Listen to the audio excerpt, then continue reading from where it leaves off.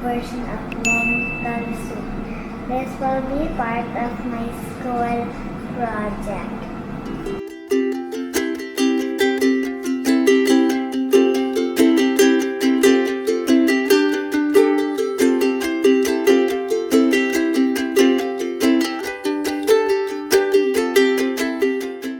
God created the world we live in. All the people, plants, and animals, including the ingredients we will use in this soup. Did you know that in the Bible, Isaac's twin sons, Jacob and Esau, although they are twins, they're very different. They fought a lot. One of the things they fought over was a bowl of soup or stew. This stew was lentil stew. We will try to make this stew or soup and see how delicious it is. These are the ingredients we're going to use. Oil, Daki powder, water, pepper, salt, sauce, tomato, garlic, and onion, and Munggo beans. And also Malunggay leaves.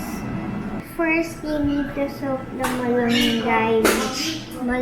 Munggo beans in water. We already soaked ours in the morning. This is our substitute for lentil.